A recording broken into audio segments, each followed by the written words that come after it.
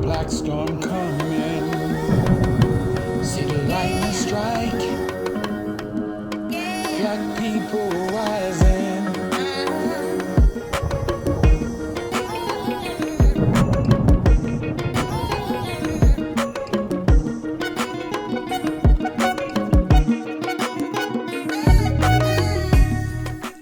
Hello and welcome to another edition of the Umoja Circle. My name is Keith Smokey Johnson, and along with my Rafiki, or in the Kiswahili language, which means friend, we'd like to welcome you to another, I hope, very important and to-the-point show that I think we need to readdress. We've brought this topic off throughout the years many times, but it's never enough to know, since we live in an economic system, a capitalist system, what is the state of Black America today in the 21st century, 2022? And why are we in such a state of disarray still economically? And that's the discussion that we're going to be doing in the next two segments. And I hope you'll enjoy our conversation and learn from it, brother. Derek, before we start, as always, I like to let people who've never been or never seen the show, we are an African-centered talk show, and the purpose of the Umoja Circle is to correct errors where errors are found, which we're going to be doing, like the topics we're going to be doing today, and to introduce facts where we find that so many people are working on fiction when it comes to who we are or how we got here. Now, there is a reason why that's the truth, and this is why we have this show, to counter the established order logic, as Brother Malcolm once called it. He said the logic of the dominant group. They had to justify why they're in the top tier of the society, all over Western, the diaspora, and why people of African descent are always on the lower end of all the tiers, whether it's here, throughout the Caribbean, or in Europe. We seem to be in the economic system that functions today always at the bottom. And there is a reason, and a deliberate reason. And that's what we do. And we know that in the 21st century, where you have access to so much information, billions and billions of megabits or megabytes of information, but if you don't understand how to maneuver through that, it's next to impossible to actually find the truth. And shows like this is where we hope that we will focus you on who we are as people of African descent through our discussion and dialogue. Today's discussion is going to be interesting. Brother Derek and I are fans of this gentleman, especially when it comes to economics. We're going to put his image up in the screen, and that's Dr. Claude Anderson, a visionary, one of the brilliant Black people that sadly not too many of us know about. We might be familiar with some of his books or heard. We're going to be basing our discussion based on two of his 5 books. The first book is his first book that came out, I think, in 94 or 93. It's called Black Labor, White Wealth. When people ask today, how do we get here? How did Black people doing this? Why we do the crab in the barrel? Why are we constantly in economic distress? Why are our communities not viable? Well, there's a historical reason. And that first book, Black Labor, White Wealth, Dr. Anderson diligently researched why. And he goes back into the history. But what we like about Dr. Anderson is not that he only talks about history, he comes up with solutions to the problems. And the next book we're going to do maybe on our second show after this, it's called Powernomics. And if you don't have any of all his books, have those 2 books on your shelves. Okay, Powernomics is the solution of how we could deal with. We still have to catch up. It's still work. We still got to work as a people. We're going to be talking based on that, on the solutions that he comes about. First, we're going to talk about how we got here, the history, like we always do in the Umoja Circle, because we've come to understand that when you deal with a problem in the present, unless you understand the arc of the history that got you there, you cannot come up with any viable solutions. Brother, before I talk a little bit more about Dr. Clark, you have anything to say to as we get into this discussion, Good Brother Derek? introduction, Brother Smoke. I guess one of the ultimate questions is how can one of the oldest groups of people on the face of the earth be economically so deprived here in this country and throughout the diaspora? Yeah. And I know that particular question, whether or not it's been articulated or not, has certainly been in the minds of people since the beginning of recognizing our economic dilemma and depression. And so, excellent introduction. Dr. Claude Anderson, in my opinion, is a black Moses of economics. That's why we want people to know him. Let me give you a little bit about his background, because now you just know a name and you saw a face. But this person is coming from a knowledge base that is rare. And the thing is, he's one of those rare blacks who were, just like Dr. Sheikh Anta Diop, had access to the systems that would allow him to prove that blacks were the builders of the pyramid. Dr. Anderson worked within the United States systems. Let me give you a little bit of background.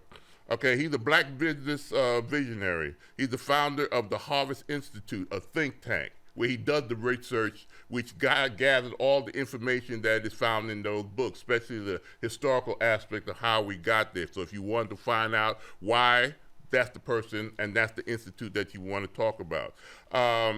And not only that, that institute investigates methods to improve, guide, and advance the power of Black America. He's always focused on us. That's what I love about it. He's now the CEO of Powernomics Corporation in America. He has 6 degrees, man. Yes. A very well-educated brother.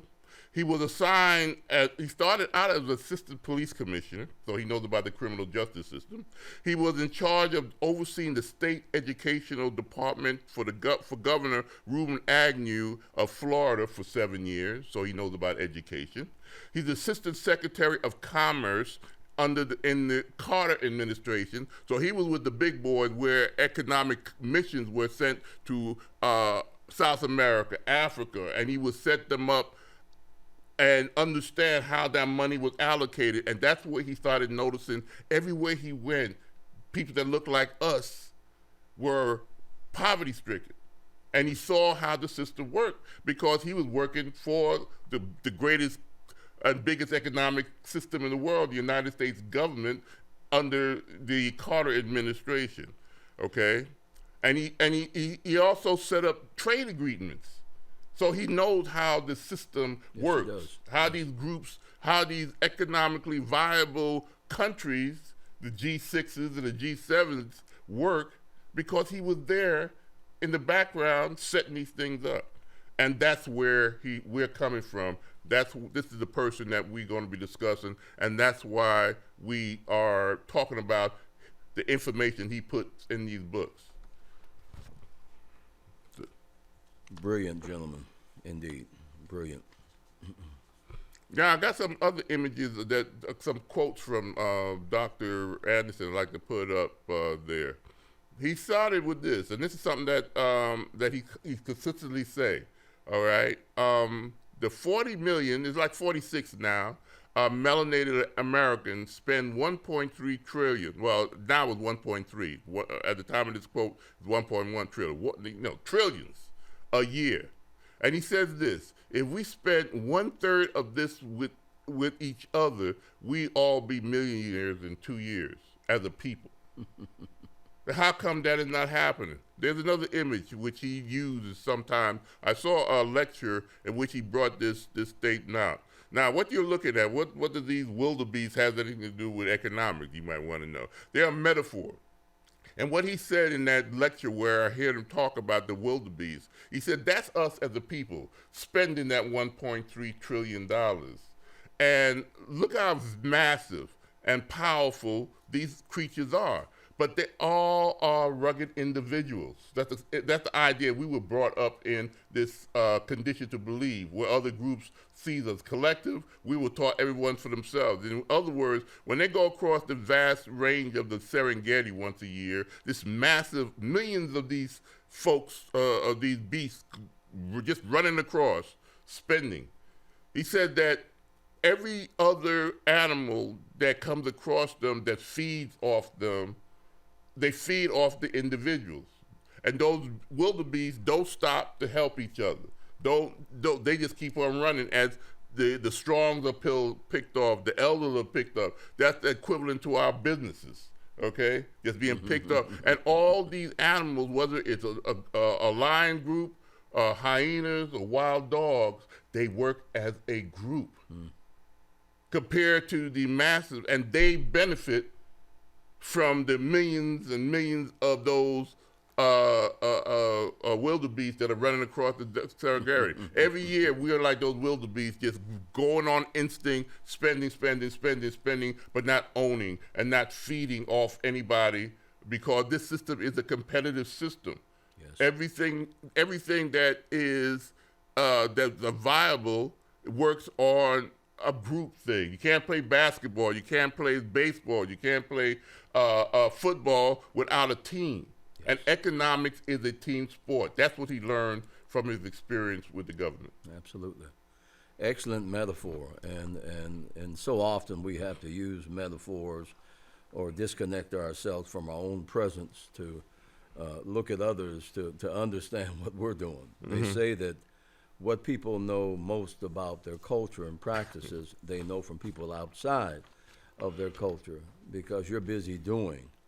And so often these metaphors and looking and developing perspectives from the outside in is what's needed. And there is no topic that is more apropos as group dynamics and also group economics, as we look at why and how we got to where we're at. And of course, Dr. Anderson does a superb job in his book, Black Labor, White Wealth, essentially explaining how these circumstances comprise together Absolutely. to produce the economic depravity that we find ourselves in. And of course, in order to look for solutions, you have to be able to define the problem and see the factors that have contributed to our present day situation. And of course, not just here, as you pointed out, wherever Dr. Anderson went in his assignments, he saw black people at the bottom of the economic pole. And it is incumbent upon us, it is essential that we examine this topic on an ongoing basis, trying to awaken the sleeping giant, as the wildebeest, as you pointed out, are in fact sleeping giants. It's just that the focus on individuals does very little. From point A to point B. That's it. I do my own. I'm gonna do my own. I'm gonna get my own business by myself. But it's always in a collective. Every other group, when they come over here, when people were coming over from Ellis Island in the early 1900s, what was the first thing they did? They concentrated in these communities. You could go to, say, California or places like L.A. and New York, and what would you find? You'll find where the people who recently come into America, you'll find Vietnam town, or little Cambodia, or little Korea, and they'll be concentrated. They'll have their own restaurants, their own grocery stores. They have their unique ingredients for their food. But what happens with that, when those folks who are coming in, who add to the workforce, they hire their own. Yes. You can't go to Chinatown and get a job as a black person, most likely. They're going to hire people who come from Hong Kong or China and give them those jobs and get them established. They will buy blocks of buildings as a group. Economically, it is a team dynamic. And it wasn't that we something wrong with us as a people. There is, again, historically, there's a deliberate thing that was done to us since 1619. Absolutely. And, it's the ultimate question of asking how we got here. And of course, we know that we are, in fact, a planned minority. Exactly. That's one of the Our things conditions he says. did not come about by chance. And you cannot study black economics without acknowledging the conditions that were created in the enslavement of a group of people and the practices that were imposed upon us to keep us a non-competitive group as we help build the wealth, not only in this country, but of course throughout the world. And so we know that the institution of slavery and its practices and the all of the design efforts to suppress and keep us serving others. And that has become institutionalized. It has become a part of the structure today. And so that very structure is what continues to keep us in a state of economic depravity. And of course, as you said, black labor, white wealth, which everyone needs to have, Exactly. examines the causations, examines the practices, and speaks to how this condition has impacted on us, of course, as of today. And you can't do that without examining the causation, the factors that went into it, the practices, the systems that were put in place. And that's what a system is. Is a system an individual? It's called a system for a reason. For a reason. It's a group of individuals with a common cause. Absolutely. Whether the police system, whether the Absolutely. educational system, but the thing is, who controls those systems, it will determine how those systems function. Yes. Yes. And if we depend on other groups to function in the way that benefits us as they use those systems, that's what he called economic racism. He said that racism had nothing to do with prejudice or these terms we use, whether they like us or not. No, when you're in a competition, do you care? When I was playing football, did I care if the other team liked me or not? No. What we did was we had to come together as a team, have our plan, run our plays, and in that struggle is whether determined who wins the game for that day. Yes. Sometimes we win, sometimes we lose. Yes. But this is the system that was established in America. For example, when you read the Constitution, and we hear this in discussions all the time. Now, doesn't have to do with economics. But what does it say? Majority wins, right? What is a majority? But a concentration of a group. Yes. Minority lose. Yes.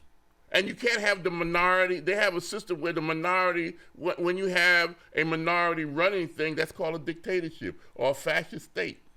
Okay, because they have to use coercive things to maintain it. It is the majority. So when we, the people, concentrate and vote, we determine who's going to be in office. Yes. So if the system in the Constitution, which was not established for us, says that majority rules, and we're working as individuals in that economic system, and you're wondering why we're not valuable, even though we're generating $1.3 trillion. That's like the seventh or eighth largest country's economic system. Yes. And the why, again, you will hear this interplay between looking at our present economic situation, why we are in that situation, and you cannot do that without going back and forth to see the interrelationship. That's called research, isn't it? Absolutely. But the black labor, white wealth, that question, that source. You have to ask the question, how did the black labor create the white wealth? Exactly. Well, it created it because it was designed as an economic model to have a group of people maintain the land, pick the cotton, the tobacco, and all of those things that enslaved people did in this country. You have to remember they did this for 246 years. Without pay. Without pay. So the pay, there was a pay involved, but the pay was extrapolated from their labor. And that is what has made America great economically. It's what made Europe great, what made the nation of Britain or England great. And that interplay for 256 years, we have to, 246 years, but we have to recognize that the conditions that were set into play were an intentional economic plan because this country needed labor. And they needed labor, and they found out that the Native Americans were not capable of taking care of the picking the cotton and all of the other things that they utilized slaves for. But we have to see that interplay relationship. Exactly. And so we like to look at it as a moral issue, but as Dr. Claude Anderson says, all the time, it was actually a economic issue as well. And always. We can play the violin and the harmonica. It was a moral and we got to look at that with sin. Without the rose-colored mythology that was established to distract you from the horrors of the system, but the system was established nonetheless. Yes. And all the mythologies of the land of the free and the home of the brave and freedom and liberty, that was nonsense. Yes. It was for the dominant group. Well, you had the rhetoric, you had to justify it. Logic. We have to believe that people inherently know the difference of bad and good, and when they are abusing and taking advantage of people or either a situation. So the rhetoric was basically a way of feeling good about something that you knew was inherently evil and bad. There's a book called 1984, and the gentleman who wrote it, there was a quote that came out of that book that said, in this dystopian type of world that was the 1984, he said that he wrote, and he was kind of prophetic because it came out in 1948, I think, 49. But he said that there's a line that says, whoever controlled the images and information of the present will determine how people in the present view their past. Absolutely. And who for the last 400 years have been determining the images and information of the past. Absolutely. We are those future people. That's right. And and so everything that comes out of our mouth, you always hear a European facing words. Yes. When we use languages, when we use definitions of the pyramid, even the word pyramid is a European word. Yes. What do the indigenous people call it? Yes. So when we talk about the countries like Nigeria was created by the English. Yes.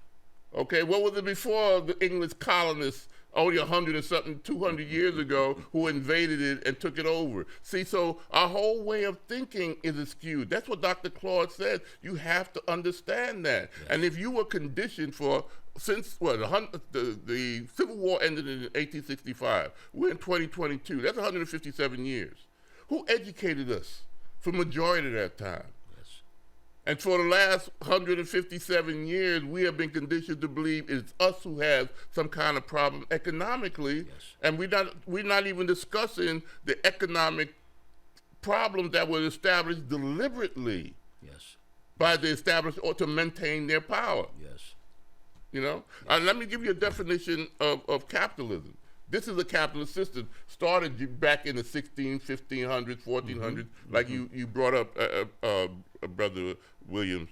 The definition of capitalism, and this is from my man, Dr. Claude Anderson, is the owning and controlling the tools of the land and its resources while using others' labor to enrich yourself. That's basically it is. You control the tools. You control the land, corporations, right? And you use others' labor to enrich yourself, profit margin. That's the basics of capitalism. Yes. What do we own that enriches us as a people? Nothing. Not a thing. Because we were put in after the 1865, when we were so-called free with the 13th Amendment, so-called given citizens' rights, but we're not given any kind of economic viable. He used the term, I think in his books, he equates it to a Monopoly game. Yes. Anybody who played Monopoly knows that everybody who starts out in the game gets something like $1,500 in Monopoly money. Yes. Okay, so yes, that you can start yes. with an even playing field. Yes. What did we get as enslaved people after we were so-called freed by the 13th Amendment? Not a thing. Not a Not cent. a thing. And we're supposed to compete in a capitalist system. Yes. But what we did do was start pooling our wealth, but we Yes. got ripped off because we were like the wildebeest. We had the instinct to do things, but then the system, when you own, in 1860, he said during the census that he got from his Harvard Institute, he said that slavery for 246 years abnormally pushed 98% of the wealth into white hands. Yes. When you control the laws. Yes. So when you own 98% of the economic wealth of this country in 1865, how can we compete with that free? You can, and one of the significant points that I want to elaborate on is we have to understand that the wealth in this country, when we talk about wealth, that wealth emanated from a system of slavery. We have to recognize when we talk about the 95, the 85% of how wealth was produced, it was produced through the acquisition of black labor, the cotton industry, and the other side industries that sprung from that.